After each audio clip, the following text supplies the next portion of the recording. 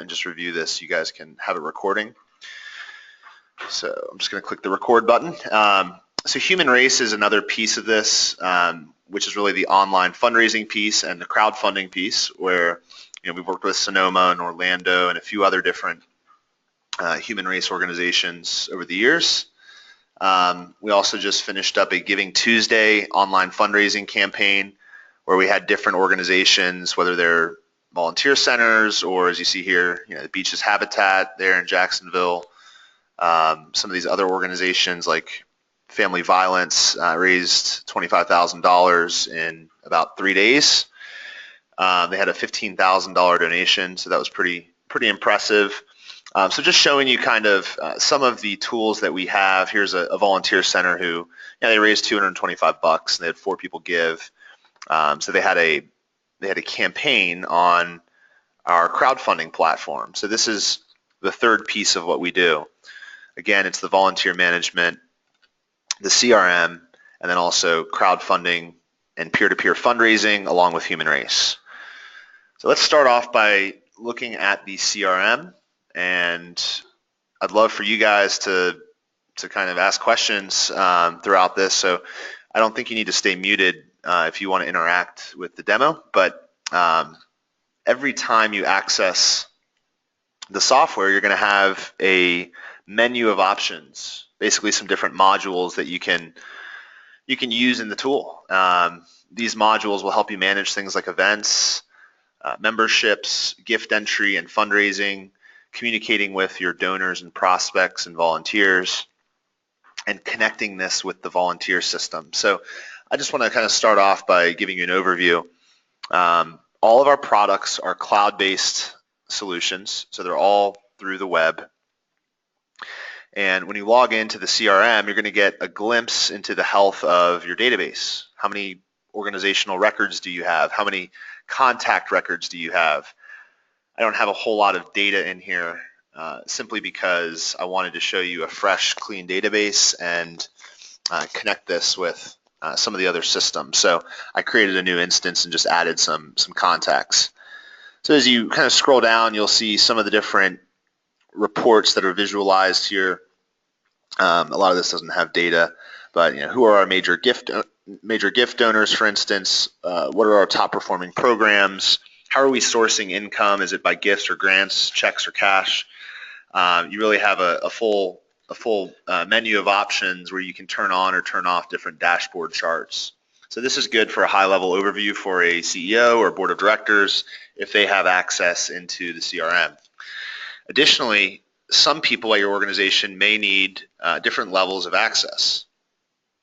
So an administrator obviously is going to have full control over the system, whereas a user, maybe you employ a volunteer at your organization who you want to do some data entry.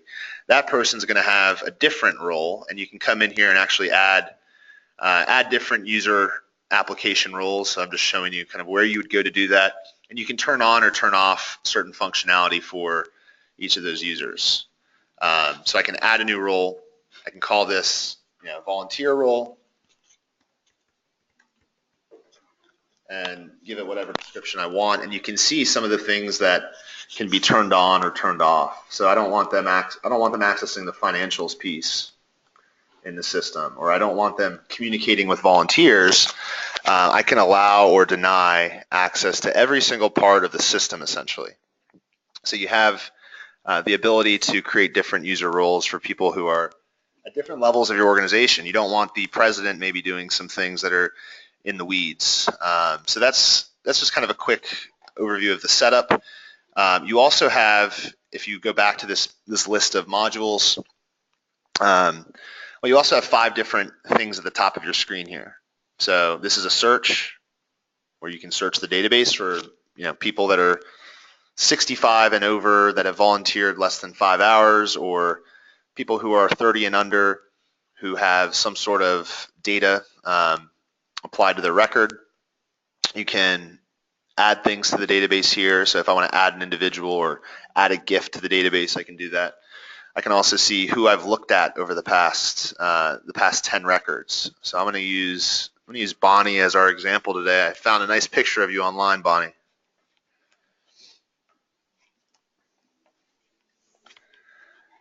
And Bonnie, as you can see, was created by me. She's a donor to our organization. The organization that we're going to be demonstrating today, and our sample organization is called Atlanta Charitable Society. So it's not the best logo because it blends in with the picture, but you can kind of see it up there. This is where you'd put your logo up here.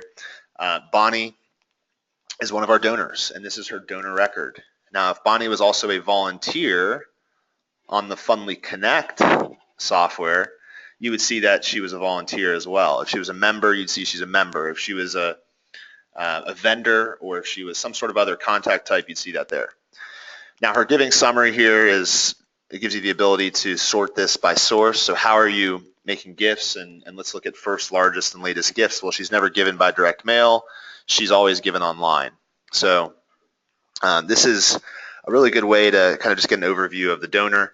And then you have information about the individual down below. So you can see all communication histories, everything you do in this system. Well, let me preface that statement again. Every communication with your donor should be done from within the CRM. So communication history is going to involve gifts that she makes. It's going to involve emails that you send out. It's going to involve acknowledgments that you send her. It's really going to capture everything you do from the database and make a little line item for it right here. So if you want to dig into that gift a little bit more, you can see more information on the gift and gift memo information. If it was an event invitation, you could pull up the invitation. You also have things like event history, if she has a recurring donation on her profile, and then you have other information. So demographic data was something I created for my donors that I want to track. So I just use that as an example. What high school did she go to? And you could track that information right there. So in terms of what you want to track, you can create your own boxes or your own windows about your donors, and that's called a custom data set. So before we go any further, I know the QuickBooks integration was something that you guys had a lot of interest in, and I want to take a look at that here and actually add a gift for Bonnie to highlight that integration. So let's go ahead and just say Bonnie makes a gift. We get a check in the mail. I'm going to hit add gift, and that will take me into a screen. It's called an invoice screen. And I heard someone hop off, but I'm going to continue since I'm recording this. And on this invoice screen, this is really, we're saying she's making a gift. It's to our restricted or unrestricted funds. It was a check, let's say. So it was a direct mail gift or check, whatever you want to call it. You can add your own sources into the system. So these are just the sources that I added in before the demo. Here's the gift date, the gift amount. Let's say it was a $240 gift. You can put in a gift memo. You can assign a soft credit to someone who's related to that individual, if she has a relationship, maybe her husband or someone along those lines. And then you can tie in that gift with programs and campaigns. So you can create your own campaigns or create your own programs in the system. You have tribute information, and then you can tell the system to send the acknowledgement now or send it later or skip acknowledging the person altogether. So the whole point of doing this, however, is to show you the integration with QuickBooks. So Bonnie just makes a gift.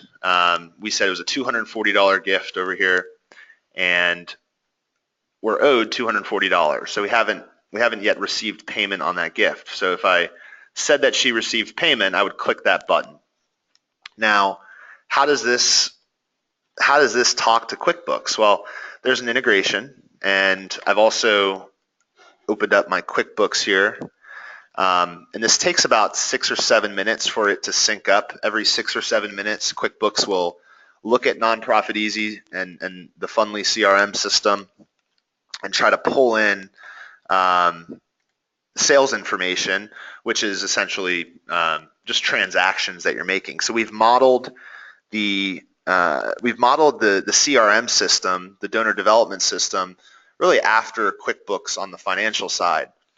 So what I mean by that is, if I look at all my invoices, you'll see that she has an invoice due for $240. So we also have an invoice section in the system, and we can pull up all of our invoices here. So anytime someone makes a financial transaction to your organization, and you've recorded that in the CRM, it's going to essentially create an invoice for that person. And you can see some of the different individuals. If I pull up Bonnie here, you'll see that she has 3 unpaid invoices for $463.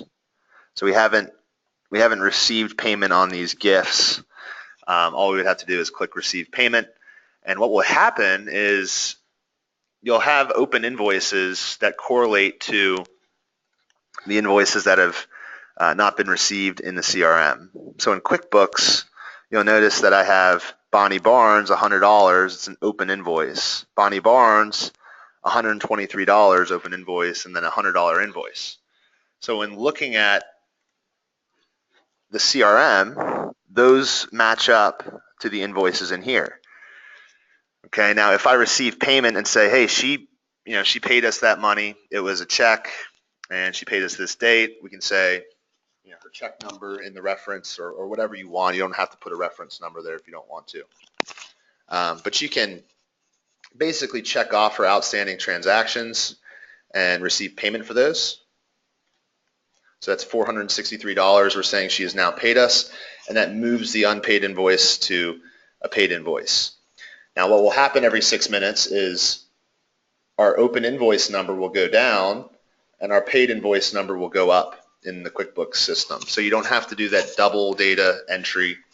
You don't have to have a development person call the controller or call someone else and look in QuickBooks to see if that happened. It's going to be done automatically. So we'll check back here in about 6 minutes, and we should see that 52049 change to 54 or 53400. All right, now within QuickBooks, you also have customer data or donor data. I've just labeled it donors, but this is called customers in QuickBooks, and you can look at a certain constituent in QuickBooks just like you can in the CRM.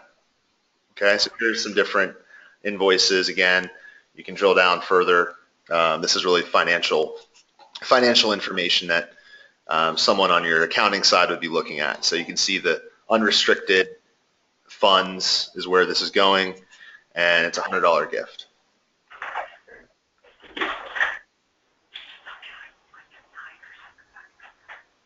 So those transactions will move again from open to paid, and again we've made this. You can see it looks very similar to QuickBooks here.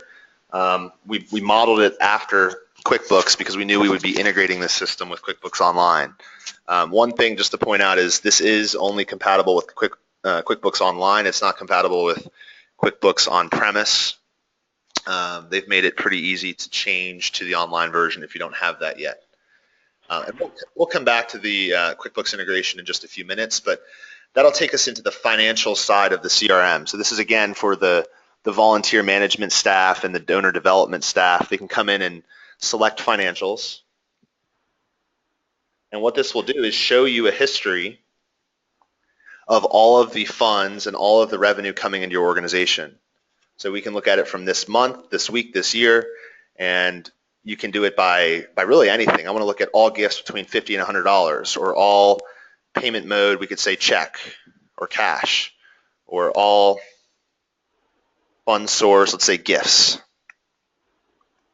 Okay, and we can select the week, select the year, search, and what will happen once this is done, let's see.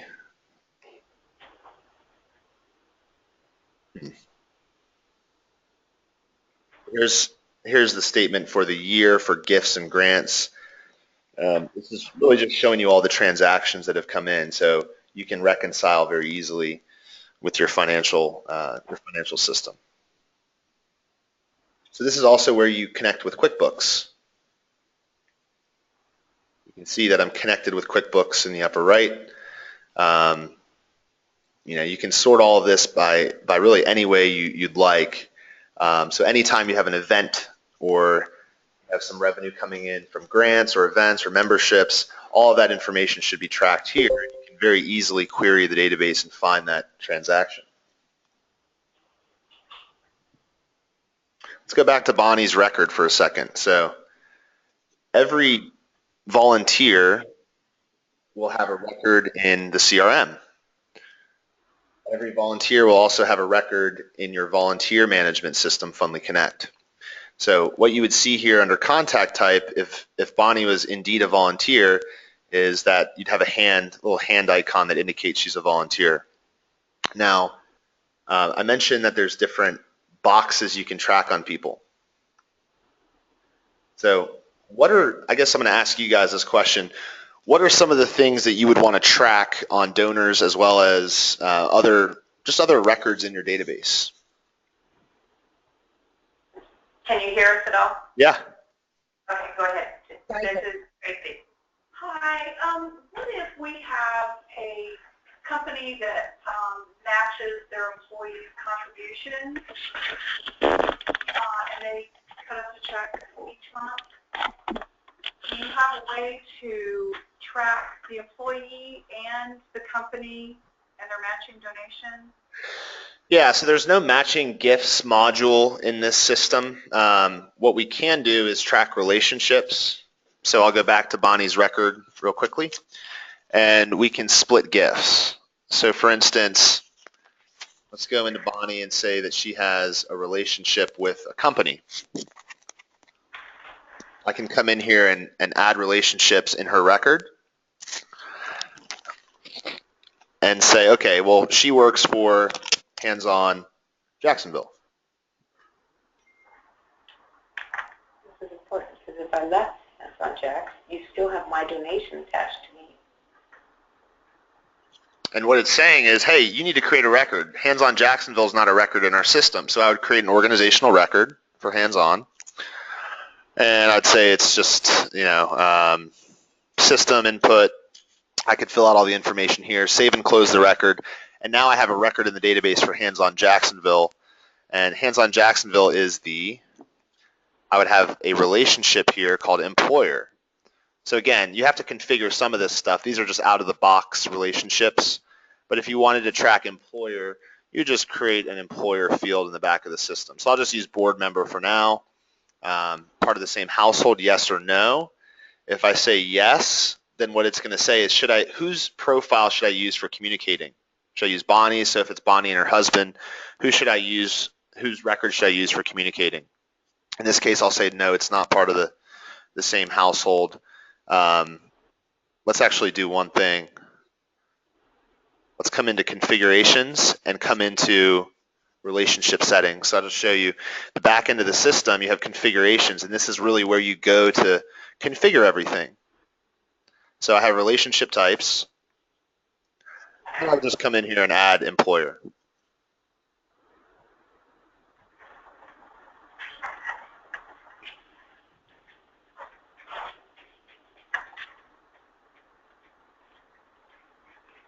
Now I have employer as a relationship setting, and I can apply cross relations, and this really just allows me to relate it to a certain type of relationship. So I could say, okay, it's the relationship is with parent versus child. It's a cross relationship. Or I could say no, it's not a cross relationship. Now when I go back to Bonnie's record,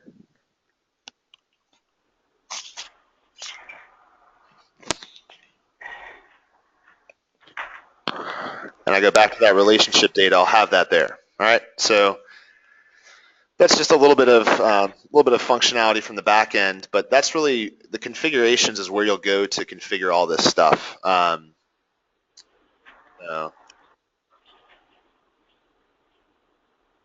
I have Hands-On Jacksonville.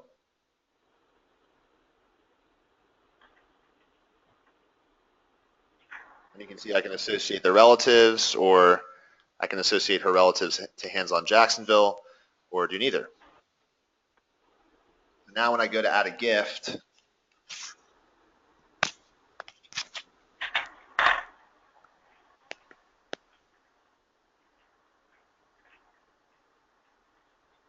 and there's multiple ways to add gifts. You could do it here. You can do it here in the record. You can do it here in the green button. So there's a number of ways to do it.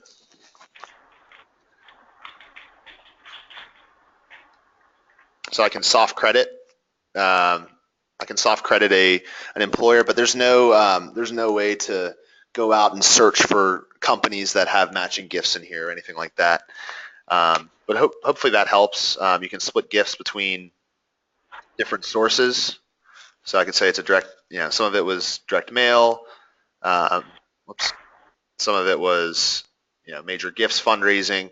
So you can split the source of the gift and then also select the fund that it's going to. As you see here, I'm splitting the direct mail gift, and I can have different funds listed here based on how you guys set things up, or split something between programs. So maybe you have a Christmas program or different campaigns, maybe a capital campaign or a centennial campaign or something along those lines. Like the money came in from Winn-Dixie, Wells Fargo. Yeah, we're all lucky. And so part of it was for Blueprint, part of it was for St. Nick. So can we add, I have a question about adding another layer of tracking to that. Mm-hmm. Let's just say Bonnie has signed up with a program to donate the automatic payroll deduction, and Hands on Jacksonville is going to match that donation, and then we're going to funnel all that through a foundation so that we get a monthly check from the foundation that will be Bonnie's gift, a combined Bonnie's gift and Hands on Jacksonville gift. I think she's speaking like a United Way, where they do the direct right. withdrawal, person working for a company, and so we would receive the check from United Way minus their fees that Bonnie Barnes, working for Medtronic, had designated Hands on Jacks as her funding source. So the money's coming through United Way. It's for Bonnie Barnes, who works for Medtronic, and it's going into our pockets minus those fees. Yeah. So it's just a way in your settings that you can add another, I guess, relationship. So how would the company be making that gift? Would it be taken out of her payroll, or would it be given through the mail? No, it would be through payroll deduction. Payroll deduction. Tracy, which are you talking about? Are you talking about like United Way, or are you thinking more on the foundation? We have about 4 foundations that we receive donations from that way. On behalf of people. On behalf of people. Right, right. The United Way, community foundations, and who else? And then the other thing is matching gifts. So if somebody from Medtronic, Dan, gives us money, okay, I make a gift. I work for Medtronic. I make a gift of $1,000. You send it into Medtronic, and Medtronic matches employee gifts. So Medtronic is then 3 months later, once we submit the form, going to mail a check to Hands on Jacksonville for another $1,000. That is coming from Medtronic, but it's a matching gift that has a relationship with Bonnie Barnes because she donated $1,000. So yeah, the way I would do it in here is I'd add a gift, and then wouldn't you just you just soft credit Bonnie. There's not we don't have a matching gifts module. I know there's some tools out there that are a little bit more advanced, but we don't have that. You would just assign a soft credit to the person. Okay. Yep, that makes sense, because then it shows up as Bonnie's donation is $2,000, not $1,000, but the real money sitting in Medtronic's account for having donated. Yep, right. That's what I did. So you just say Medtronics is the contact. Okay, add that contact because it's not in there. We'll just say system generated, and then save and close, and then we would soft credit Bonnie. Okay. So right. I look like $2,000 instead of $1,000. I'm sorry, say I'm a board member and I want that credit. You can be a board member, or you would have another relationship called employee. So whatever relationship you have with the company is being designated here, but Bonnie could still be a board member of Medtronics. It's just asking you what relationship she has for the soft credit purpose. Okay, cool. So that's how that would work. And then I mentioned invoices. So for any financial transaction that happens, an invoice is created. And that can be event registration. So we have an event module. It can be memberships. We have a membership module. It can be donations. We have donation pages. So let's take a look at a few other things before we get into the volunteer management side of the house. Acknowledgements are big. I really just want to review the communication with you so you understand what can be possible from the system. So we have a newsletter function where we've essentially taken the functionality from MailChimp. They have a back-end system called Mandrill, and we've given you the ability to see email analytics and send out robust newsletters. So I'm just going to pull open. These are saved only. I haven't sent them yet. Let me just create a new newsletter for you to show you how this works. So you'd call your newsletter whatever you want to call it. We could say weekly update.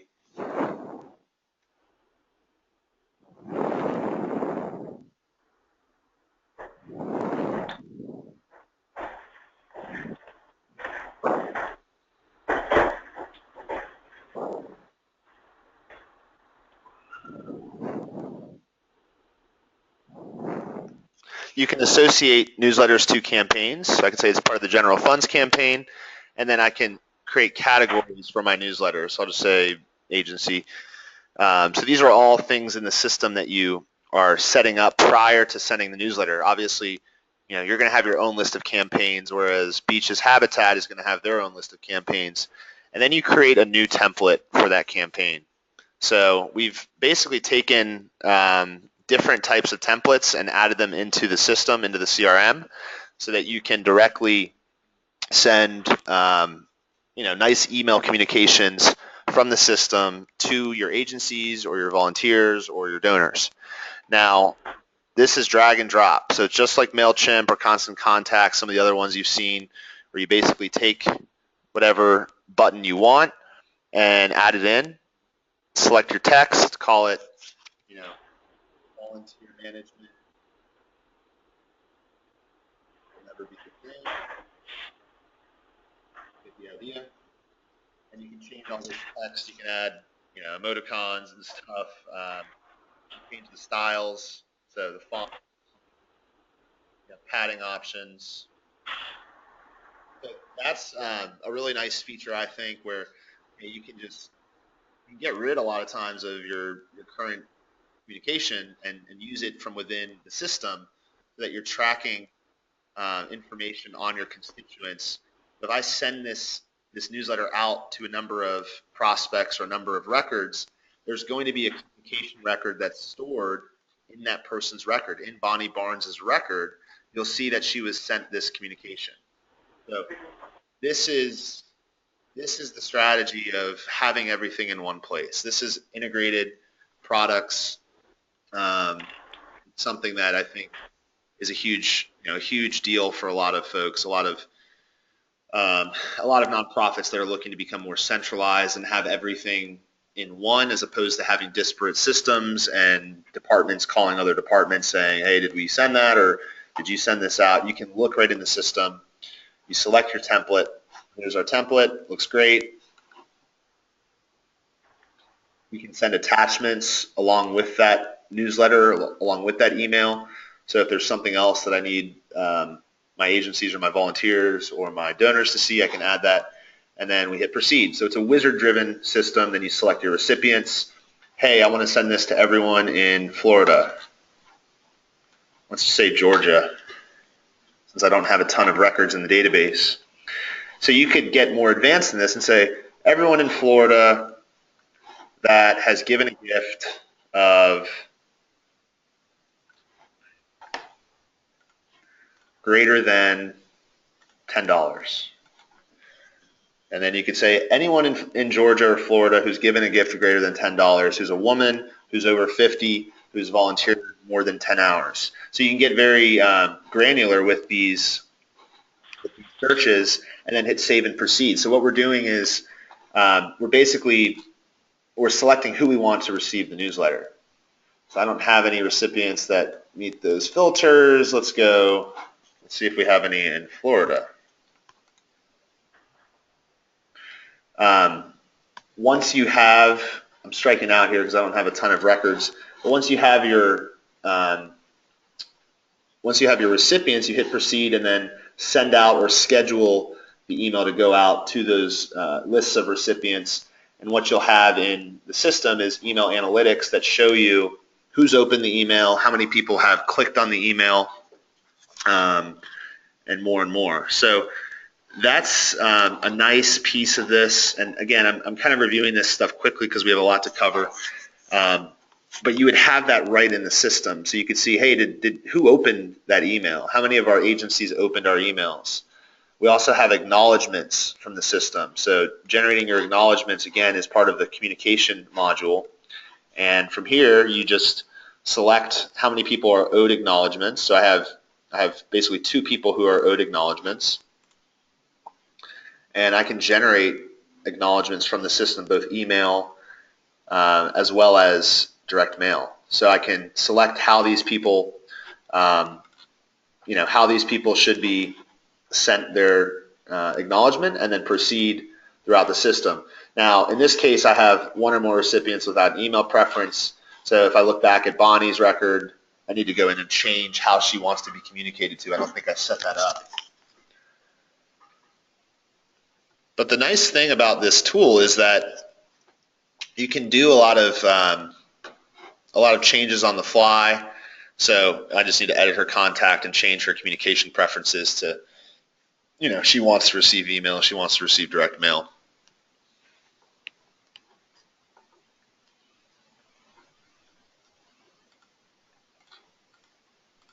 So Bonnie's going to get hammered with literature from us. You can select which newsletters they should be subscribed to. I'll just say both for now. So you have to make sure your communication preferences are clear. Another way to do this in Mass is basically do a query of the database. So instead of going to the record, I can actually pull up a list of folks and say, all right, I want to look at all individuals who are, let's see if I have any Georgia. I don't think I have any Georgia in here.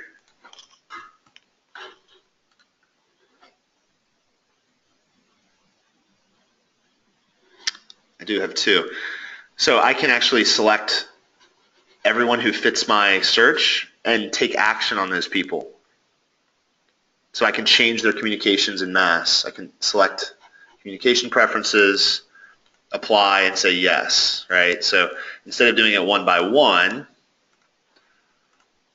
I can say yes, I want everyone to receive these types of things.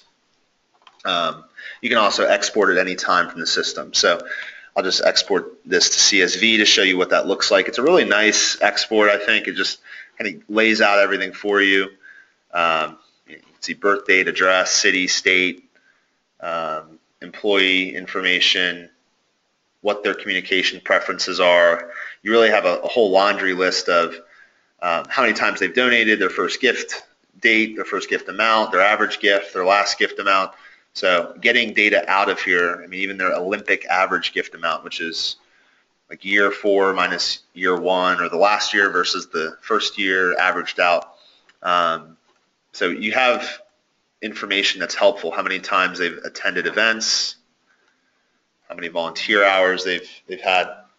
So that's a nice export, I think, that just gives you a nice list of information on your prospects. Now, let's go back to Bonnie for a second. So I'm going to go back here, and let's just do an individual search and say, Bonnie.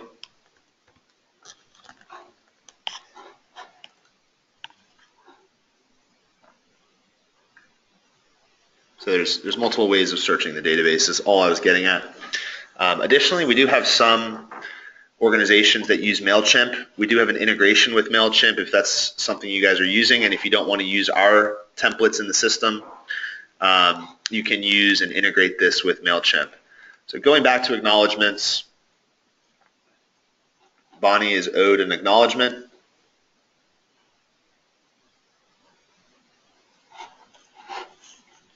Let's see here.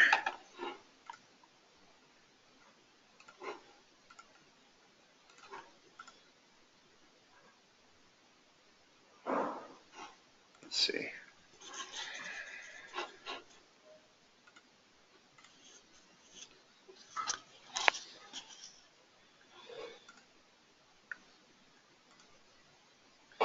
And I don't have a verified email address for Bonnie, so that's why it's saying, hey, you can't send her an email acknowledgement, but it should let me send her a mail acknowledgement. So I'll just do that for the 3 that I owe Bonnie, and I can preview what that acknowledgement is going to look like.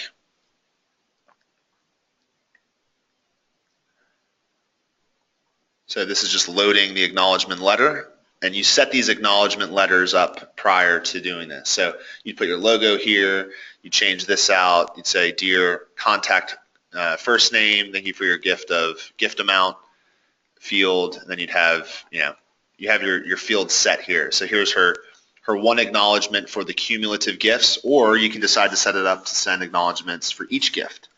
So again, different options, and then you just basically you can print these out and basically proceed in sending out those mail acknowledgements. Now, the next step, or the next thing I want to show you, is memberships. So we have a full membership module in the system, and if I go into configurations,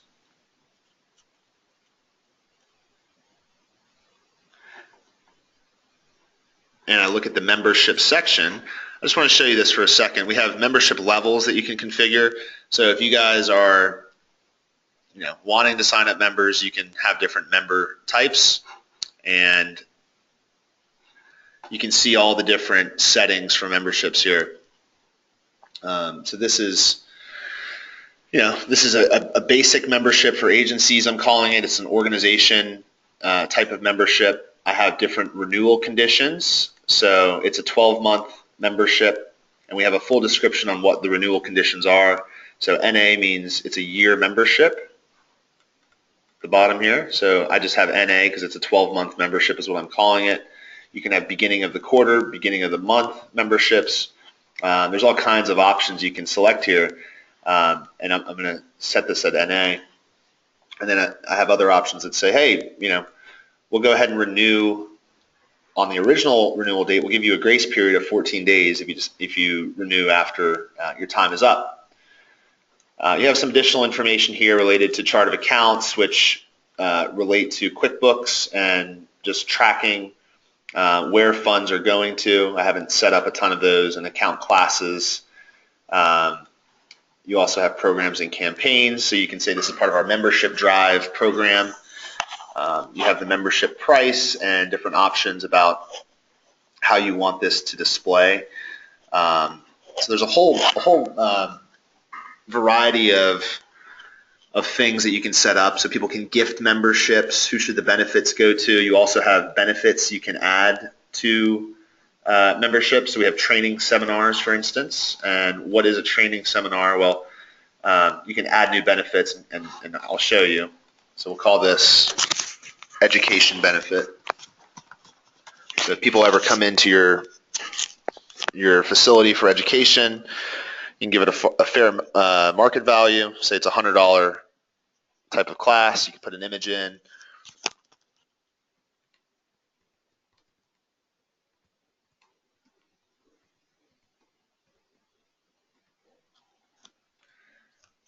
You also have ticket benefits and general benefits, and then custom fields.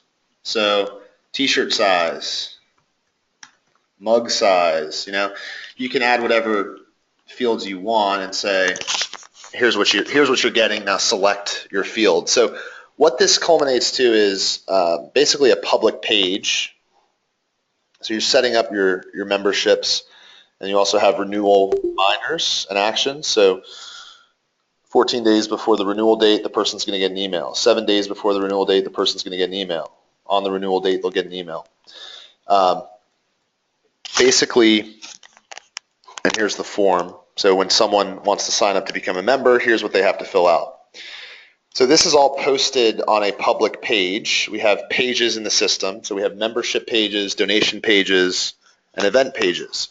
Everything you set up in the system goes onto these pages. So when I go and look at my public page from the back end, here's what it looks like.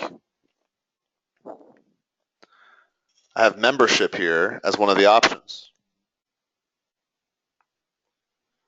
And you can see here's the basic membership, $240. What comes with that membership? Right, so that's if you charge for memberships. So again, you can configure all this. You can change the pictures. You can have a donation page or donation form. We would need to talk about how you want to set this up and what the right workflow is if you decided to use this. And the great thing about this is if you have a donation page like this, it all syncs back into the database.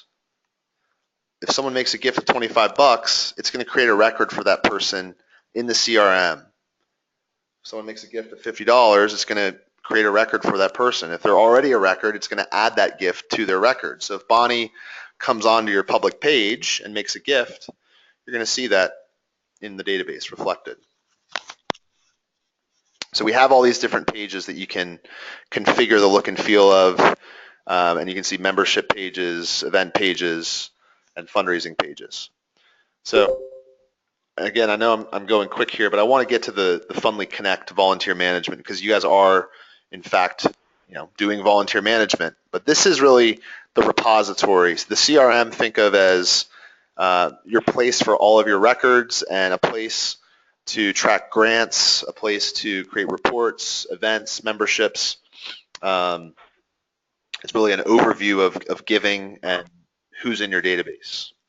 Okay, Dan, I have some things I'd like for you to go back over. We have a mechanical glitch over here for a second, but I want to make sure I'm understanding clearly. On the membership, if it's done through the portals and everything you just set up, somebody comes in, signs up for a membership, fills out that application, it is already automatically in the CRM. We do not have to go back and enter it in anything. It is done. Their money is going through some sort of payment process which was unclear, and that money will then ultimately land in our checking account. Is all this transparently, in essence, done and set up ahead of time, and there's no re-entry, and it lands clear over from A to B to QuickBooks? That's right. That's using the CRM. So if someone makes a gift online and you have a donation page set up, so basically if Bonnie comes in here, if Bonnie goes online to that page, if she comes online to this page here, makes a $50 donation, if I click $50, hit donate, she fills out her information. It's going to see that she's already a record in the system, and it's basically going to add that to her record in the database. Yes, we have a payment processor that we work with, and that's how the funds are processed. We would love more information on your payment processor, but if we don't use your payment processor, will this work with a different one if we chose a different one? We have two processors that we work with. So you can select from Stripe or Bluefin as our two payment processors. What are their rates in comparison of the industry? I mean, it's 2.9% is what the rate is. Okay. For both of them? They're both competing at the same rate? Uh-huh. Why do you choose one over the other? Is there a difference? Stripe is just a larger payment processor, and there's certain benefits if you're accepting international donations, but they're essentially the same processor. Okay, and do they have a separate monthly fee, or are they paid by the transaction? So the fees associated with accepting transactions through this system work like this. 2.9% is the cost for every transaction for donations. And then Nonprofit Easy, which is my company, takes 1% of donations that come in. There's no monthly fee. We take 1% of all the donations that are coming in. Now, for events, we take $1 per event ticket that you sell. So if you have an event and you sell a ticket online through the page, it's $1 to us. So if it's a $10 ticket, we take $1. If it's a $100 ticket, we take $1. The same is true for memberships. We take $1 for every membership, every event ticket, and then 1% on the donations. So it's a kind of a 1-1-1 model is how we're making money. There's no monthly charges for the pages. Okay. Alrighty. And then what I would love for you to go back over, Tracy, do you have a second? Is can you take Bonnie, for instance, either sign me up for a membership and or make a donation and show the QuickBooks. You may have shown it already, but at that exact moment our system wasn't working. I'd love for them to see this before we switch over to Fundly Connect. Yeah, so I just refreshed my screen and you'll notice the number went up from 52,049 to 52,512. So I had made a donation. There's the donation. Well, let's actually do this. So you're saying it's already there. You didn't do anything in QuickBooks. That donation already is there. Yeah, I just refreshed the page and it moved. Remember there was open invoices. There was like, I forget what the number was, but basically it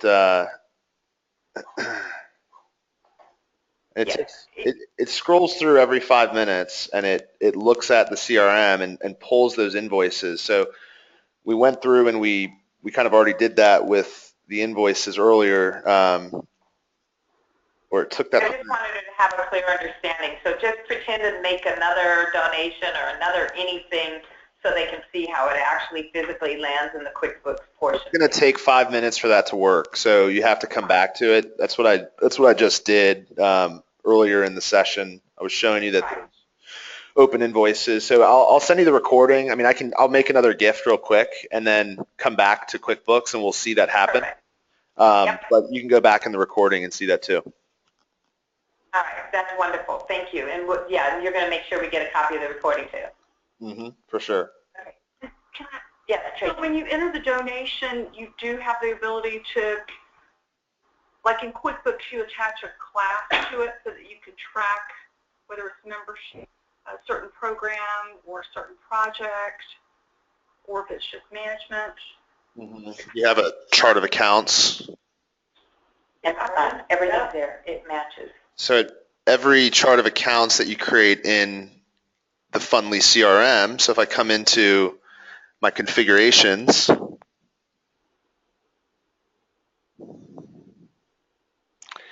you'll notice I have a chart of accounts section for financials, and you can create whatever chart of accounts you want, and this will actually send this chart of accounts over to QuickBooks. So we are adding a new one for Celebrate Good 2016. We do it here in the CRM, and it automatically lands in the QuickBooks ready for all donations. Correct. So here's a report, a quick snapshot of my donations. You can see these are all coming from the CRM, Bonnie Barnes. This was made today, as you see, $100, $123. So this is for chart of accounts 1,000, which it can be whatever you want it to be. Every organization is different. All right, and then the classes is what she's concerned about, is making sure that they're in the right classes. How we do our events is by class, not the chart of accounts, the sub-accounts within that. Yeah, so we have account classes as well.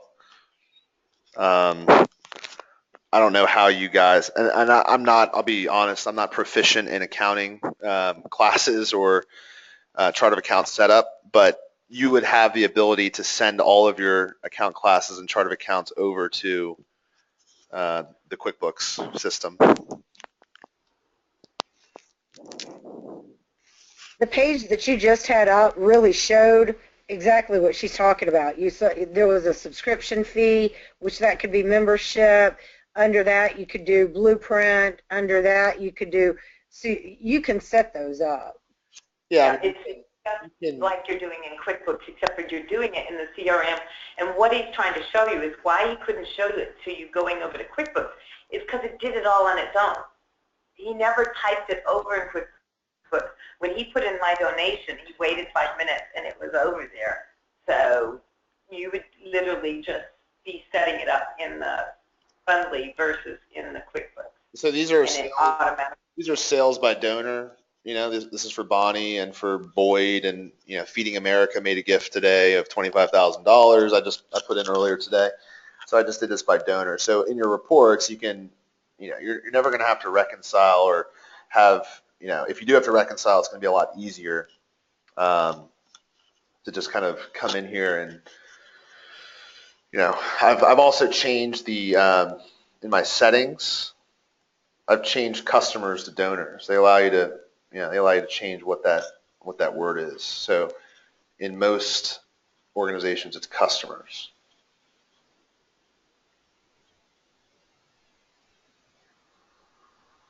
I remember where, there it is. So customer label is donors.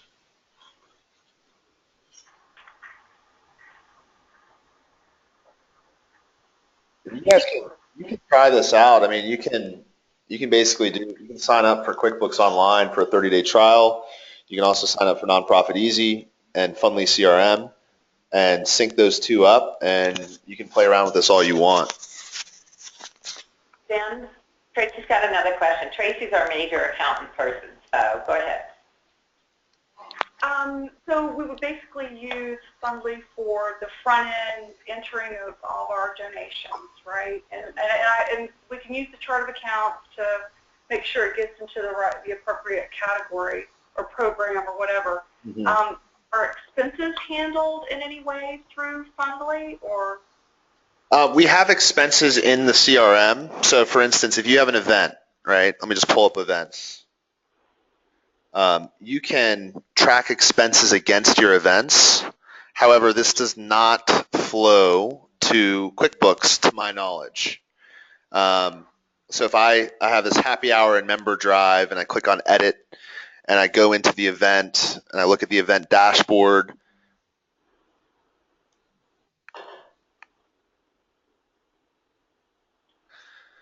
I can track expenses against the event, but these will not, I think it's a limitation of the integration. These will not flow over into the QuickBooks system. So if when I pay my bills and I'm assigning expense categories in QuickBooks, is there any way to come up with some type of export from QuickBooks into Fundly to track those expenses? I don't think you would there. And I think your CRM would be more about your income. Right. So let's say I'm doing Celebrate Good or the Human Race, okay? What I would do is my budget would be set up in the QuickBooks side. My estimated income, I would turn that over to you. You would do a budget for this year so that you could do budget against actual, okay? And you could do this year versus last year. So my incomes would go into the CRM and they would automatically flow directly into the QuickBooks, but my expenses would be given to you and you would pay them out of QuickBooks. You would record and pay out of QuickBooks. I was really more thinking along the lines of reports, performance reports, like P&L statements by project or program. Yeah. I would still need to generate that through QuickBooks. That's not anything. Yeah, that would be my question too. What about grants? Because the money comes in and then we're paying it out. So, I mean, you have a grant management piece in here. What this is used to do is basically, and again, it's like everything's like a pipeline in here. What's been approved, what's been rejected, what's pre-approved. So here's a pre-approved grant. Feeding America is the grantor. It's for the Feeding America Georgia grant. It's a $5,000. Well, we've requested $7,500. We've budgeted for $5,000. I can edit this grant and actually go through the workflow of approving the grant if it comes back as approved. And I can upload the LOI and all the grant documentation here, but approve the grant. And here is where you can actually split the grant and associate it to a program. So you can report from the CRM on grants and what those are funding, and also if you need to pay a vendor or something like that, you can do that here. So you can say it's a multi-payment grant. It's over, we'll do 4 quarters.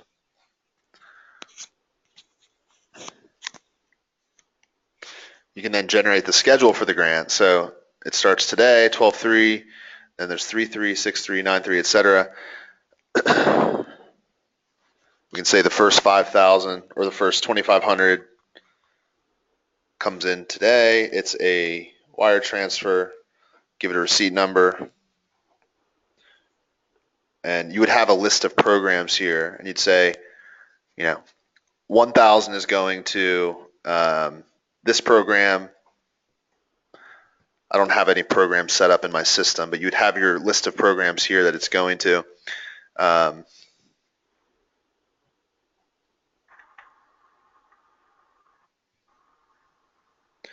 And then you could say, all right, the next payment is on 3/2 or 3/3, and it's for $500. So you can split out the grant here.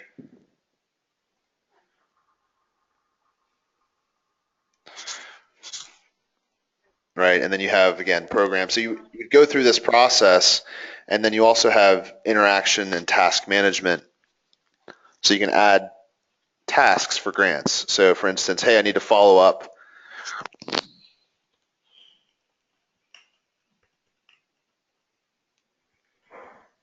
And these are in-product notifications. So you'd have a task pull up on your screen.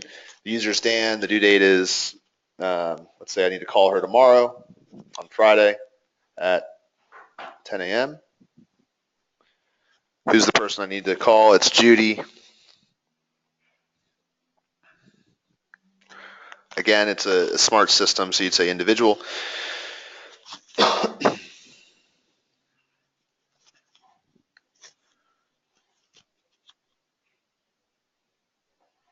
Judy Anderson, she's with Feeding America, and it's a grant task. It's an open task. It's high priority, and then you can schedule follow-ups and stuff. So you create your interactions and tasks in the system, approve the grant.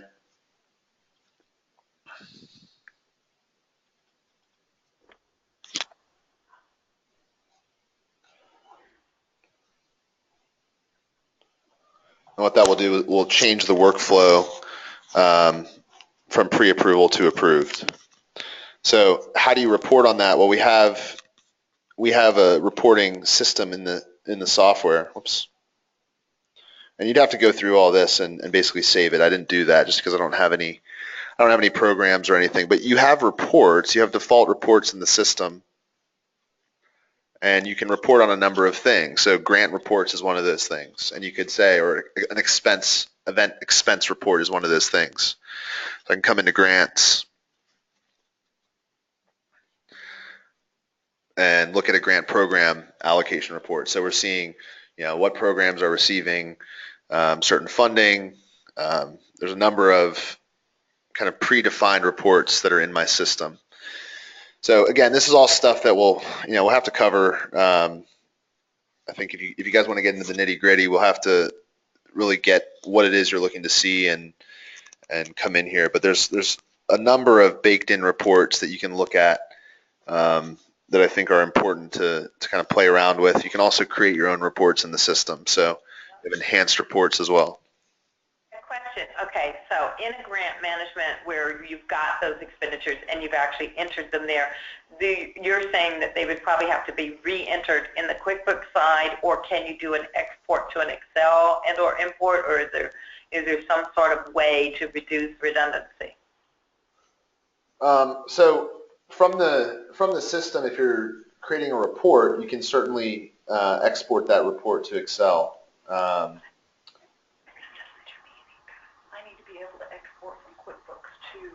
But what if it's put in QuickBooks first? Can you import expenses into the CRM for let's say, a grant? This is really just designed for grant tracking for the development team. It's a way to track, again, who you're paying, what's been approved, what's been rejected, and what's been pre-approved. You wouldn't go in and actually import a grant list from QuickBooks into the CRM. I don't believe that's possible. Oh, the grant list would be like the supplies we bought for a program.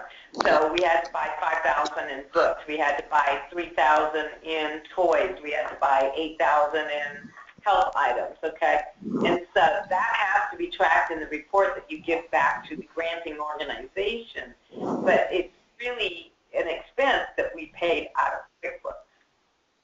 And if we could export those expenses into an Excel spreadsheet, would there be a way to import that information somewhere within your CRM?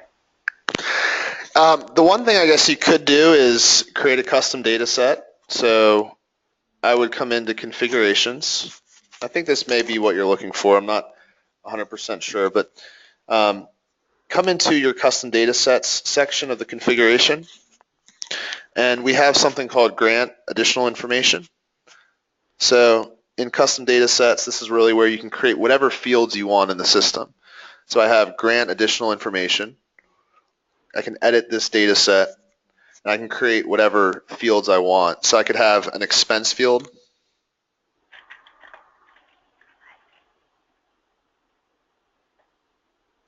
And you can see the different types of fields that are available for you to select from. So I could make this a number field or make this, whatever field I want. You can make it required. But basically what this is doing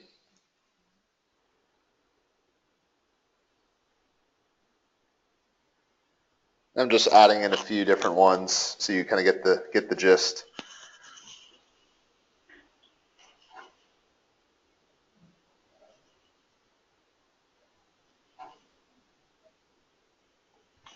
All right, so I'm just adding in a few things here, but you can create whatever fields you want in the system, and what this will do is allow you on the grant screen to see this information and input that information into this section. Oops.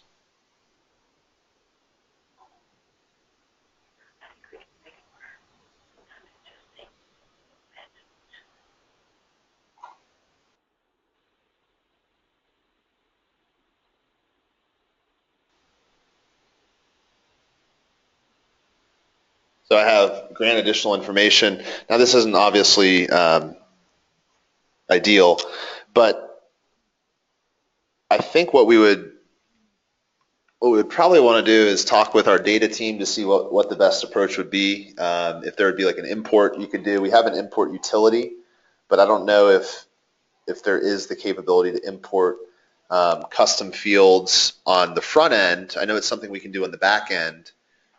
So it may be like a quarterly thing that we would have to contract out with you guys. I don't know.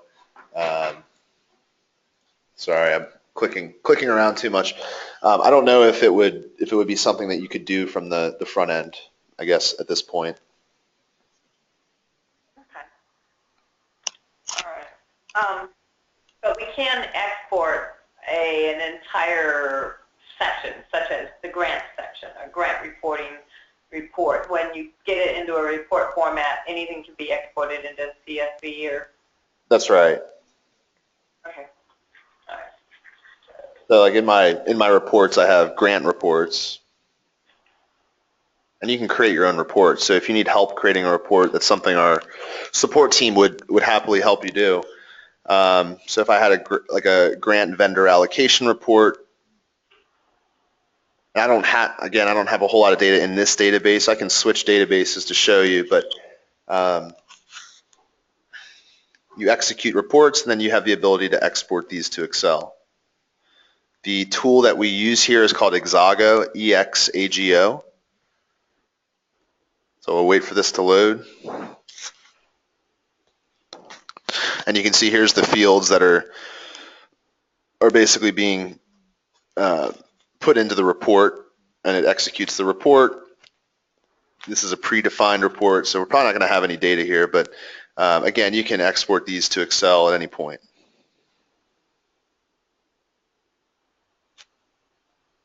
We also have scheduled reports. So if you wanted to schedule a report to go out at a certain time, you can also do that. So if you had a pre-approval report that you wanted to schedule to go out every week, you could do that as well. So it would update with whatever data is now in the system, and you could schedule this to hit a certain inbox on a weekly, daily, whenever basis. I know. That's exactly what that is. Just do a green background on the email. Okay. All right. Password protect, etc. Hopefully that kind of answers your question. I'm not sure I did, but the answer I think is really no. You would not import grant data from an allocation stuff from QuickBooks back into the CRM. Really, the integration is designed to just push transactional data that you're putting into your CRM over to QuickBooks, along with chart of accounts information. Cool. All right. You gonna move onward? Yeah, let's move on to the volunteer management system, because there's some things we need to work out. I know we've talked a lot about how the CRM works, but because you guys are a volunteer center, there's certain ways that you operate that are different than just a nonprofit who would be using our tools. So getting into Fundly Connect, this is what version 2 looks like that we're releasing on December 14th. So 11 days from now, we'll be releasing the newest version. You can see it looks a lot like this. When you come into Fundly Connect, you have almost kind of the same menu here, right? And it's designed that way because these two systems operate in tangent with one another. They're integrated systems. So right now I'm logged in as a volunteer center. This is what a volunteer center looks like from the back end. So Ashley, I think, would probably be using this a lot, and maybe some other folks there would be using this. But you have a lot of different options here. I think the first thing that everyone wants to see is design my public site. So what does it look like? What does well, this is Osceola County. This is version 1. They're going to be moving to version 2. They kind of have an ugly background there, but this is what their site looks like. And you can see it's very similar to Hands-On Connect, really. Opportunity search. Let's search our opportunities and check out when you're available, what we'd like to do, see some of the different opportunities that are available. I think maybe they may have changed sites since they're in the midst of migrating to version 2. I'm not sure that this is active right now, but they're one of our clients. They do a lot of emergency volunteer work with us. Let's see here.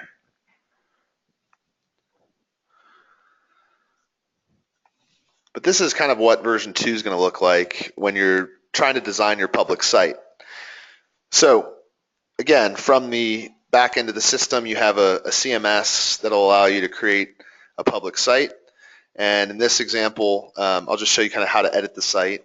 You have an inline editor, so your logo, your different sections here, your different pages, your pictures. Do you want to show the number of volunteer opportunities that you have, the number of volunteers that have volunteered with you, the number of hours that have been volunteered at your organization? You can turn those on or off. We also have a donation widget that you can add in to your volunteer site. So this is really your website, right? I mean, if I go to Hands-On Jacksonville,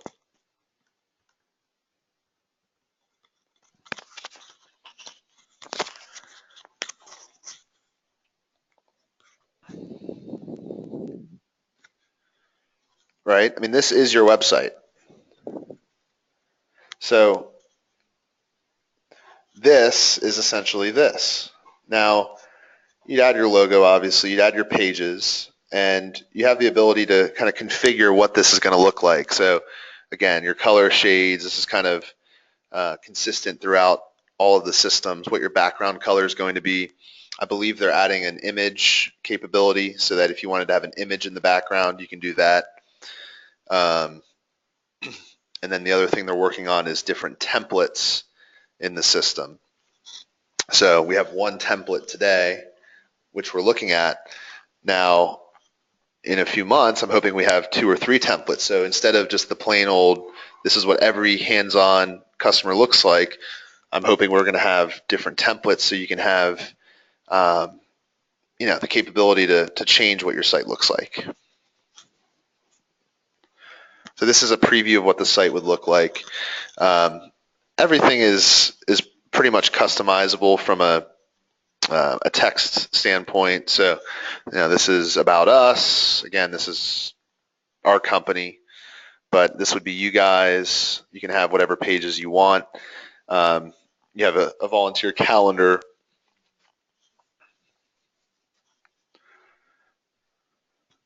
I think one of the things that was a blocker on your end was when you're looking at the day and you have a recurring opportunity. I don't have any opportunities today, but when you're looking at the day and there's a volunteer opportunity there, it doesn't show up at the day view. I think that was something that you guys had mentioned. Is that right, Ashley? Yeah, well, what it was is if it's not a specific date or time, and it's some sort of an express interest.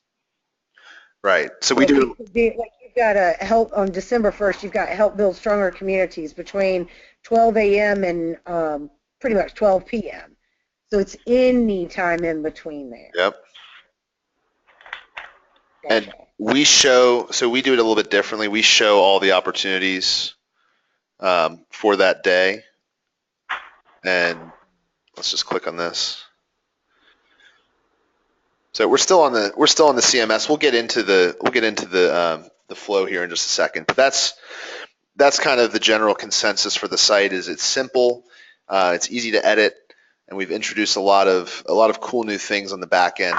Push out to the front end display of the system. So like right now, if someone wants to make a gift to you guys, is there a way to do that on here? Right here. Say that again. So if I click donate,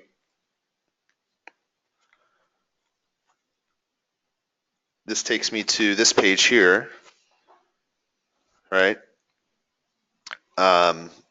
Wouldn't you prefer it to be this? Wait a minute. I have completely. Oh, there you are. Oh, here it is. Wouldn't you prefer it to look like something like this as opposed to that PayPal and have this all flow back into your CRM? Yeah. So that's the point I'm trying to make there with the public page.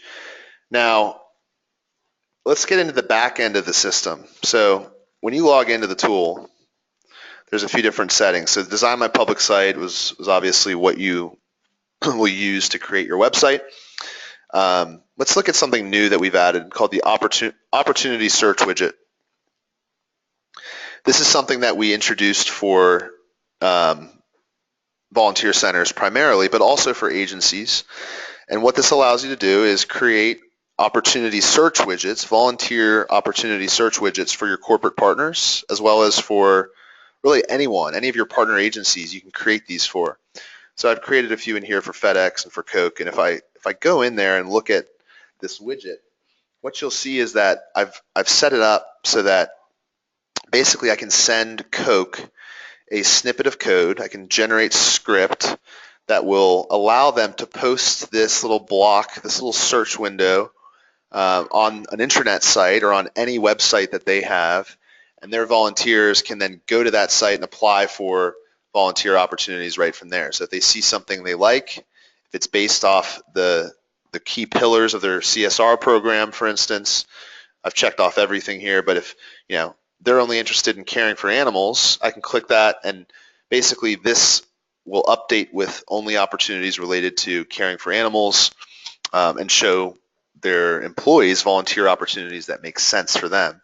This image up here will be your volunteer center logo. So this allows you to go in and create as many widgets as you want. So if you have 50 nonprofit partners, you can create a widget for each of them. So instead of having to, send their volunteers to the site, they can post this on their website and they can link out to apply for these opportunities. So it kind of puts it in their face. Okay, so let me just ask, before you get too much further off of this, because I love that. I totally love that. So this widget, if we're working with Coca-Cola, we can set this on their internal website, right? Well, you would not. You would send them the script. Well, right, they could. Yep. Right, okay, so they could set it on their internal website. Now, say I picked animals, reading to children, and I don't know, say I picked 2 or 3 different areas, all right? Does that show them all of the things that are in those 2 or 3 areas that are on our webpage, or do we just choose a certain?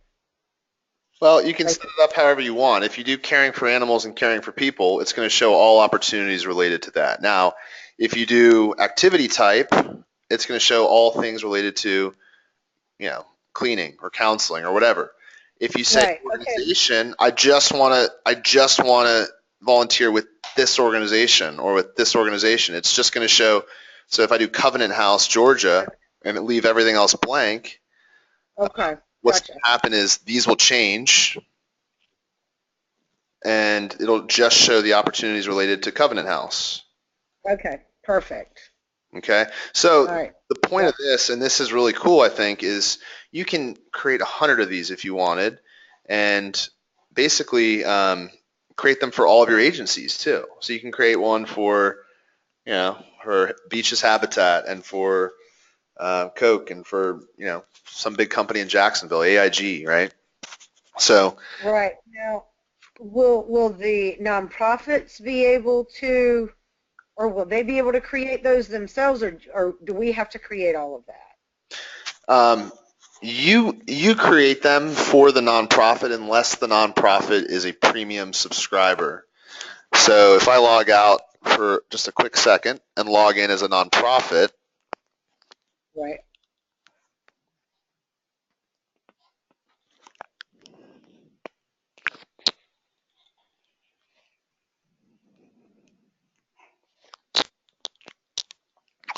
My screen's going to look a lot, well, not a lot different, but it's going to look different than how it looked. I'm now Barbara with Covenant House instead of Dan with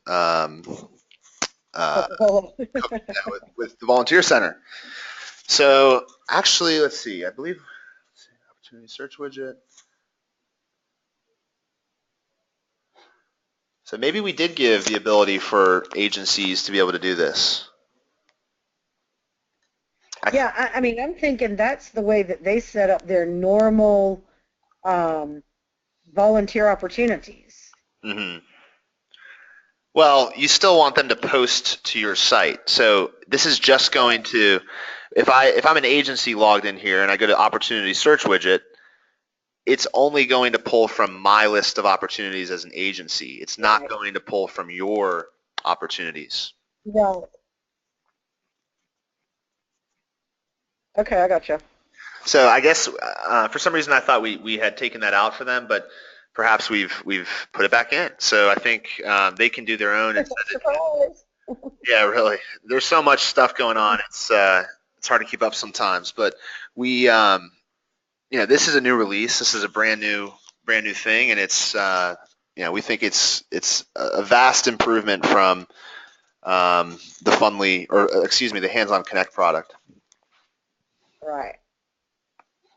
So let me go back into this little demo site and log back in as the Volunteer Center, because that's kind of what you want to see, I think, along with the organization login.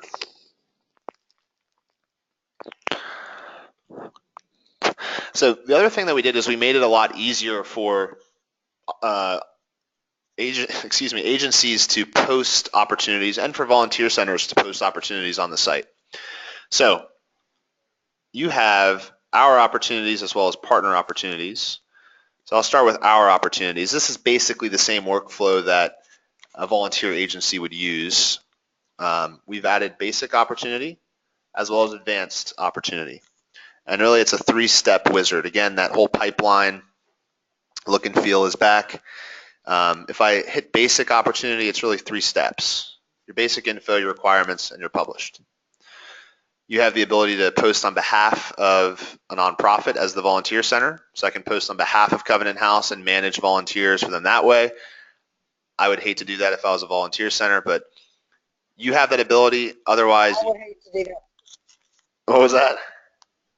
I would hate to do that too. I want them to do it themselves. Yeah, so the key thing is really educating them on how to use this. Obviously, we're logged in as the volunteer center right now, but that's part of my job is to help educate all the agencies as well that are signing up and posting to make sure they're posting.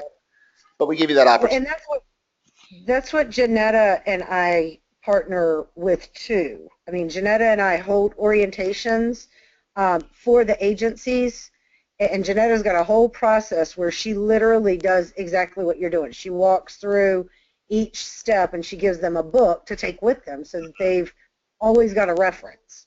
Yeah, and it's, we've made it easier. I think we've made the process a lot easier than Hands-On Connect was, as well as Fundly Connect version 1. It's really wizard driven, it's modern, and it's easy. So you just kind of go through the screens here and say, right. You get virtual opportunities. So if you need help with your social media strategy, you can post that and someone can just work remotely. You have the opportunity owners, location, opportunity details. You are cleaning the beach. Clean in. Clean in the beach. You can then We'll forgive you. you can then associate it to a program. So this is part of our Holiday Helpers program. It's part of our Clean the Environment program. It's part of whatever programs you set up. A program is simply a band of opportunities, a band of volunteer opportunities. We're talking about a volunteer program here. You also have positions, so you can add a position and an hourly value to that position. So a driver might be worth $10 an hour, whereas a lawyer might be worth, I don't know, $75 an hour for helping with immigration. Go ahead. We're coming up with a couple of questions, and the first one that one of them asked is about the check-ins and the modularity in apps. And then my question is, the screen is really small here, even though it's big, does it have a way to list skilled volunteers? Yes. Okay, guys. I'll show you the check-in, check-out feature in just a second. The first thing you have to do is that bigger for you at all? Oh, thank you. Yes, thank you. It's okay. We're good. Just keep going. But I just was saying that I was trying to peek around where you weren't looking for that. So, what type of scheduling are we doing? Is it an ongoing, like we looked at earlier, or just a one-time type of event? And then what shift? A morning shift, a flexible shift. We'll call this one flex in the interest of time. We'll say it's flexible. Save and next.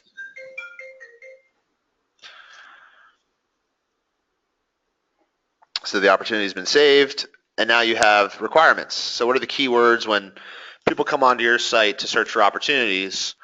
What are they searching? Well, they're searching beach, they're searching clean, they're searching environment.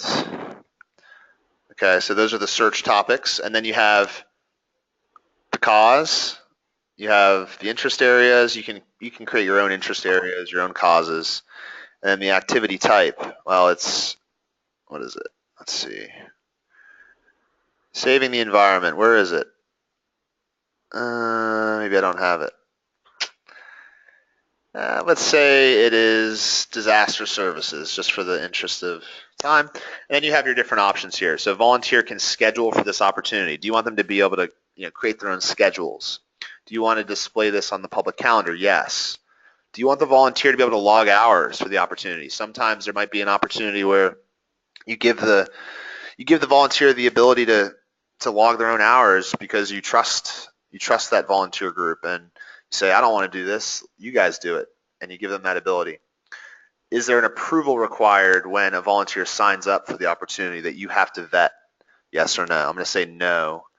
And then is there an orientation or training required to attend before the volunteer can work at the opportunity? Who benefits from it? Who's the population you're serving? What's the gender you're serving? What's the age of the volunteer that you're looking for? So it's not for kids, it's just for adults and seniors. Are groups and teams allowed to apply for this? Yes. And this is an important one.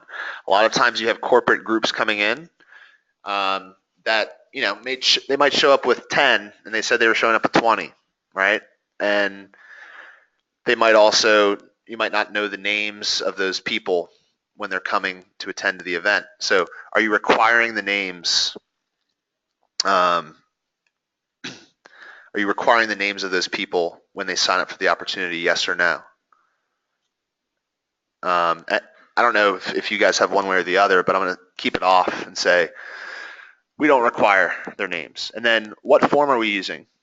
So you can add your own forms right here and say, okay, this is called the generic form 2. And you just add your fields. We need your name. We need your mobile phone. We need your address. We need your address. It doesn't like that for some reason.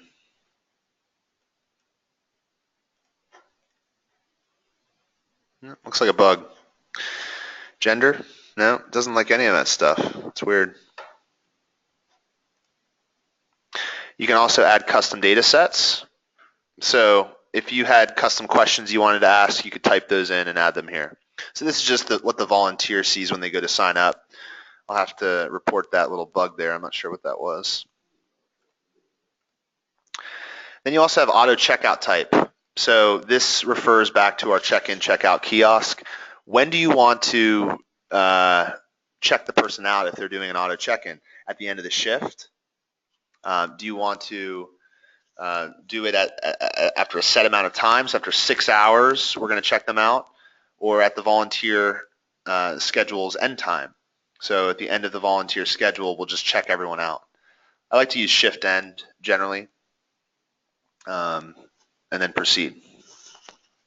So these are just, again, you don't have to use that shift end little setting there. That's just if you're using the check-in, check-out feature, and you can publish this today or at a later time.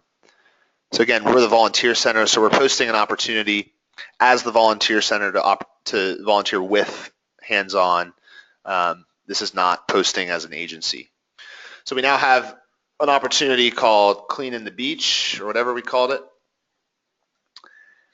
And let's go ahead and let's say that you are the volunteer coordinator managing that opportunity, and you're checking people in at the beach. You have a little stand that you're setting up, a table that you're setting up, and you're checking people in. So you would launch this thing called Time It. So again, from the system, you launch Time It. And in Time It, you have the ability to say, hey, are you a team member or an individual volunteering? If you're a member of a team, click that. If you're an individual, click that. The punch in, punch out is based off of phone number or your volunteer PIN. And I hope I have, let's see. I am Dan Wayne. So it used my phone number. And now I select the opportunity that I'm basically applying for. Okay, so I'm punching in at 4:07. The opportunities feel good every day.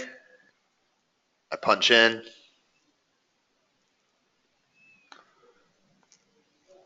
And based on those settings, it's going to either punch me out at the end of the shift or whatever setting I chose. So that's the. Dan, I'm sorry. Can you hear me? This is Jenny. I do volunteer management here. Is this an app on their phone that they're using? This would be, no, it's not an app on their phone. This would be a kiosk that you set up either on an iPad or on a computer at the volunteer opportunity at the site. Because right now, this is within our login, it looks like, correct? Otherwise, we wouldn't have gotten into the exact item. Yeah, someone has to be there to actually log in and then launch Time It. Okay. In this particular case. But isn't there something you have that's going to be an app or not? The app is scheduled for next year. We haven't started development on that yet, but obviously having a punch in, punch out app would be, like having this as an app would be great. But right now it's not. This is all mobile responsive. So if I change this to an iPhone 4, let's go ahead and I have a little spoofer here that I can change and make the screen an iPhone 4. The screen will adjust, as you can see here. Let me close out some of this stuff in the background. But you can see how the screen adjusts based on the size of the screen. So it's all mobile responsive. This would be what it looks like if you're on an iPhone. So it's just still through the phone, but it's through the internet, not through an app at this moment. Correct. Okay, no problem. So would our project leader core, would they have, when they log into their project leader accounts, would they have access to this, or would they have to log in through our administrative account? They should have access as a volunteer coordinator. Okay, that's cool. Thank you. Very helpful. The punch in, punch out is pretty slick, and then let me just go back to. That'll auto log the hours for those people, so you don't have to do it.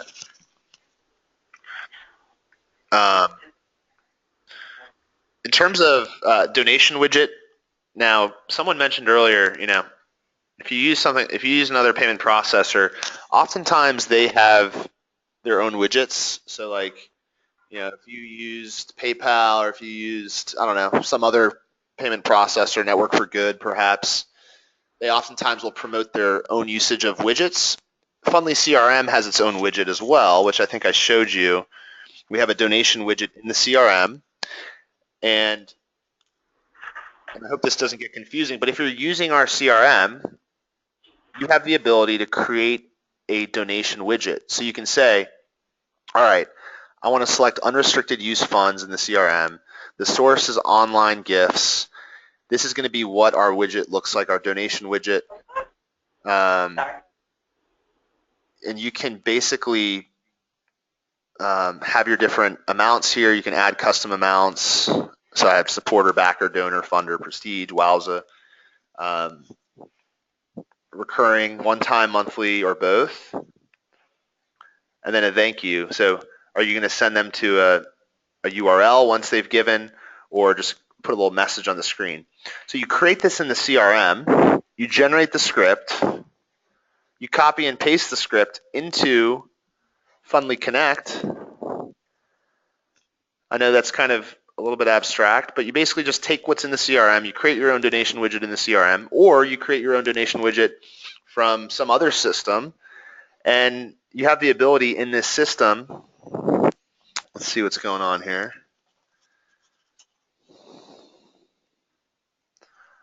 I screwed something up.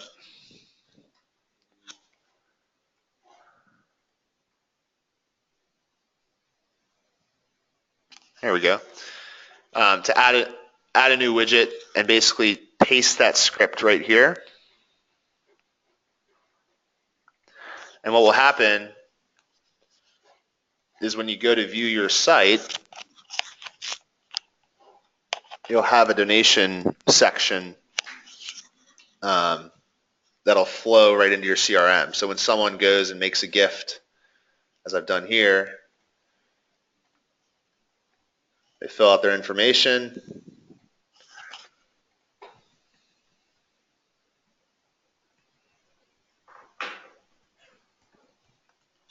So we've made it really easy for people to just come and donate real quickly right here.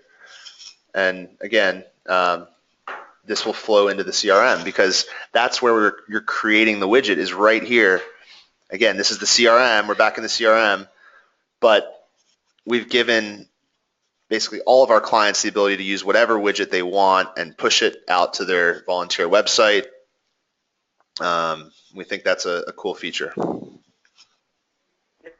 Okay, Dan, at this point, we're going to need to wrap it up. We've got a huge project starting. I'm starting at 5:30 in the morning. Yeah. So what else, last minute, does anybody have any questions or anything still on the table? And how are you going to get us this file? Because our marketing person wasn't able to attend today, and I know you didn't do too much on the web, but I'd love for her to see it. So how do we get a copy of this file, and does anybody else have any questions? Janetta does. Hang on.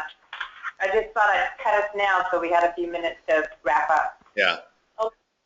So my question then is, I'm going to be the administrator for our system here at Hands On. Mm-hmm. And so how many seats are we allowed? In other words, like here with this Hands On Connect, I think we have like 10 seats. One of them is for like Hands On Connect administrator, so they can be able to do whatever they need to do with it, if I need some help. And the others are for the employees here. Can we have as many of our employees signed up, or is there a limit to how many people can, engage the site? Yeah, it's a great question. You're looking at two products. You're looking at the Fundly Connect product, and you're looking at the CRM. Okay, they're priced a little bit differently. Some of our clients just have the CRM. Other clients have both. I'm recommending both for you guys, so you have the integration with QuickBooks and you have a lot of what we talked about. This is kind of the pricing for volunteer centers. So unlimited admin licenses is $5.50 a month, which is I think what you're paying right now. For Hands On Connect. And then on the CRM, it's based on the number of total records that you have in the system. So if you have 20,000 contacts, you'd be at this level. If you have 6,000 contacts, you'd be at this level. If you have 500 contacts, you'd be at that level. These are unlimited users for the CRM. We give your whole business the ability to access that CRM and set up roles. Okay, and then, but you were talking a special price for the 3 years. Is that at the Easy Pro, or is that at a limit? We don't have that many, I'm just asking. I believe what I sent was for Easy Pro.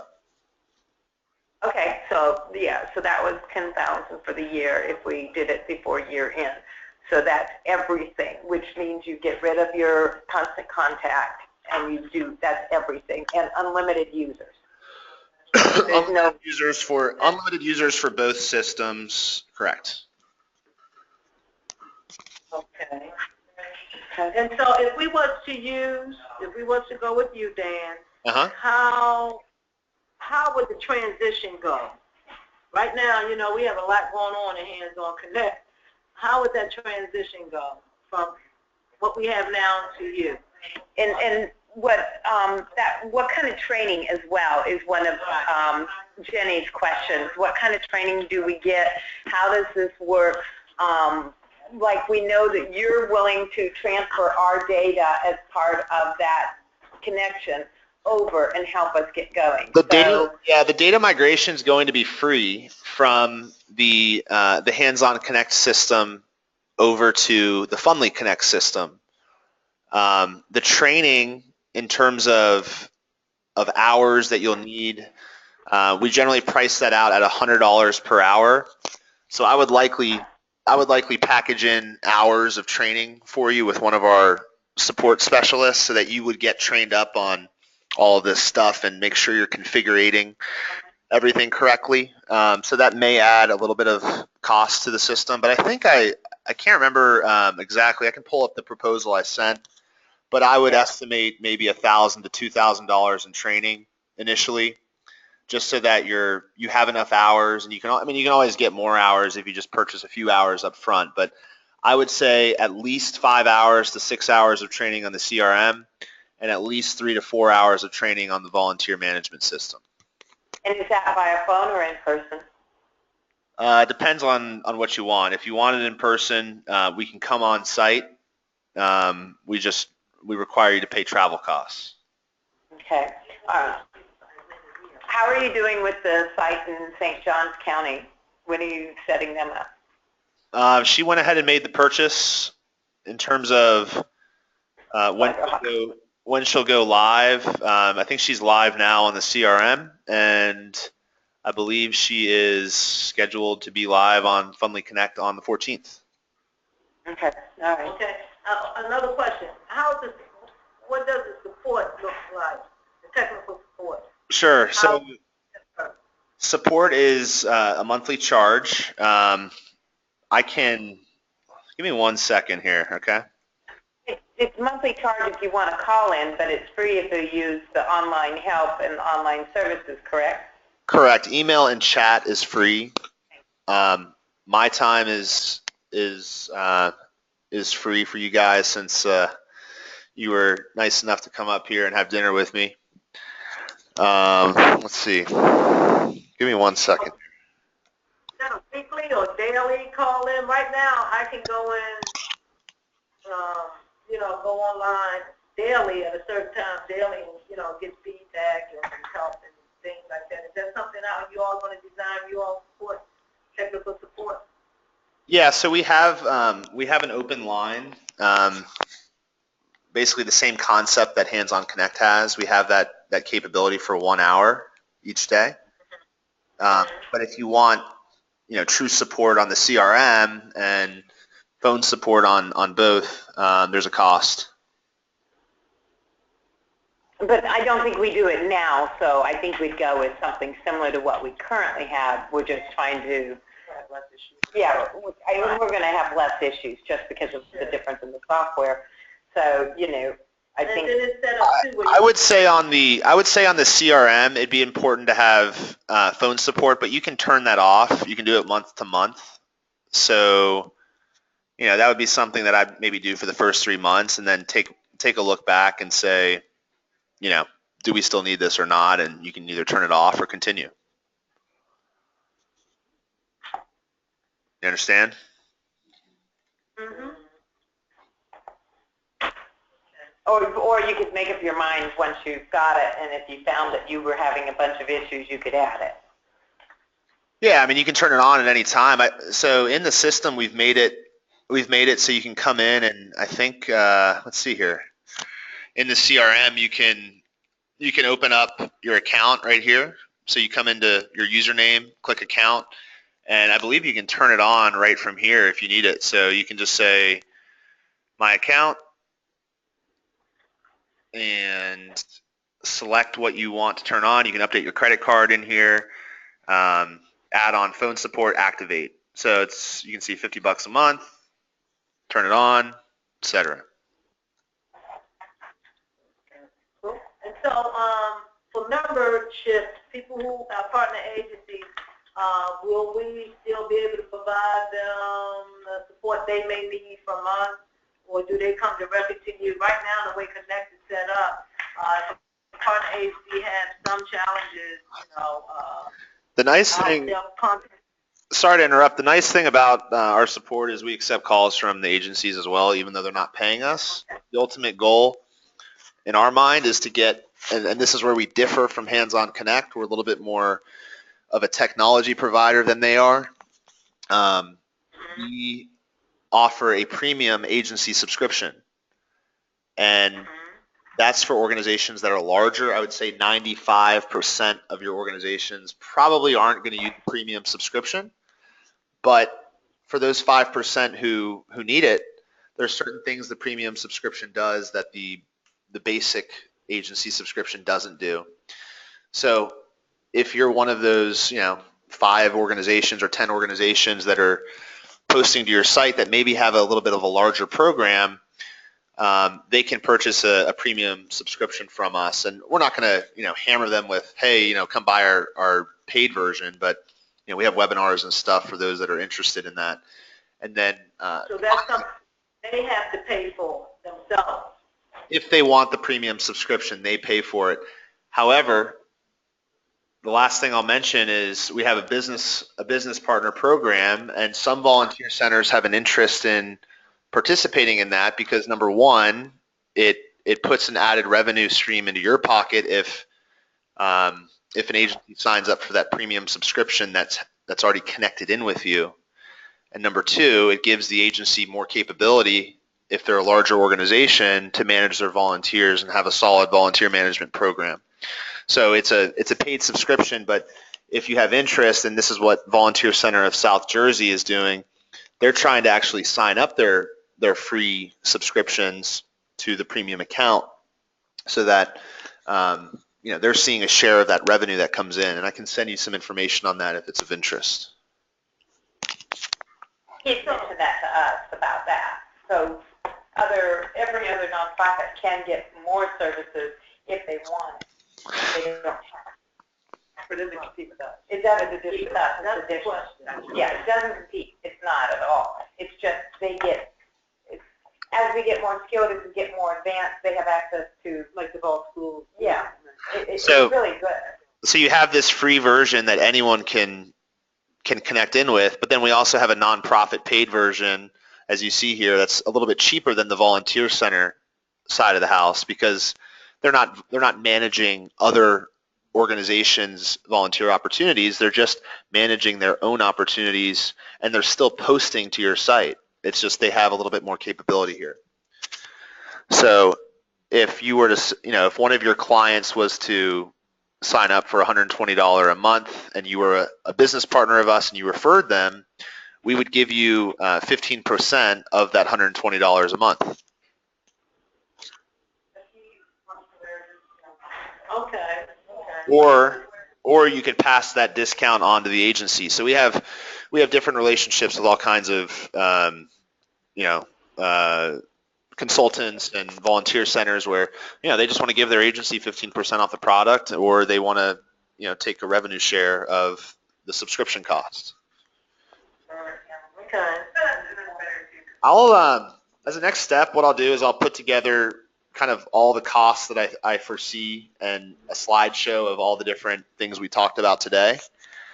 Oh yeah, that will really help us out a lot because we have quite a few agencies, that sign up, and we just want to make sure we are capturing everything we need to, and make sure everybody meets the one that before we make the transition.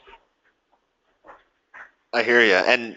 And remind me, do you have agencies that are they paying to become a part of your center, or is it free? No, they're members. They're member partners, so based on their revenue, they pay a specific amount. Not all pay the same. How many agencies don't pay at all? It's based on their revenue. Some hands-on centers don't do that much. Yeah. So ours do pay. Okay. And how many would you say pay? All of them. 125 we have right now. Right. And so how many are in that kind of highest tier, would you say? 10. Yeah, maybe. Okay. And that's about right. So that's like, about 8% or 5%, somewhere in there. And that's generally what we see is 95% probably aren't going to use the paid version. They're just, they're pantries and they're churches and they're smaller nonprofits. But some of the larger ones that are at that higher threshold may have a need for that premium subscription. So we can talk more about that, and what comes with that. I have a document that will show what comes with the premium versus the free. Okay. It's just something to think about for the future. Okay. Well, okay. We appreciate your kind time taking out to help us. Yeah, I appreciate your guys' call. So you do a follow-up, a writing, something in writing and send to us? Yes, I will follow up and shoot off an email to Bonnie, and I think I have Jeanette's email and whoever else was on the call. Okay. And I'll include screenshots, the recording, a link to the recording because it's going to be a pretty big recording, and then also a price estimate for end of year. Janetta, I know you're kind of in charge of the finances. I'm curious. One thing we do need to cover before we get off the call, Hands-On Connect is requesting that their customers make decisions on this stuff. I think it was December 1st was when they wanted their customers to make a decision. So there's two options. You can either proceed with Hands-On Connect for a 6-month subscription and kind of a half renewal, or transfer to Fundly Connect. And I believe they're going to be trying to turn off sites by the end of the month. So that's something we need to think about, actually, is let's make a decision, because I think you have to, quite honestly, because Hands-On Connect is it's moving to Aviato, which is the other vendor that's taking on the Hands-On platform. Right, yes, we are aware. Okay. I don't want to get into a situation where your site is down, and I've talked with Points of Light on that, because I said, there's some organizations out there that have yet to make a decision on what they want to do. And I don't want anyone to have a site turn off or something like that because, they're looking at Fundly Connect and they didn't realize. And I think Hands-On Connect and Points of Light is clear that we can't turn off sites, but I think they're putting a deadline end of year on it. And that's because Aviato is taking over that business line, and it's theirs now. It's not Points of Light's decision. So I think we need to act quickly on what you want to do, whether it's this or stay with Hands-On. Right. So if you would provide that information to us, and we'll have a conversation with the CEO, and then we'll go from there. Sounds great, guys. Thank you so much for your time, and I'll send all this over by end of week. Thanks. We appreciate you, Dan. All right, bye-bye. Thank you for taking the time. See ya. Bye. Have a good rest of the day. You too. Yes.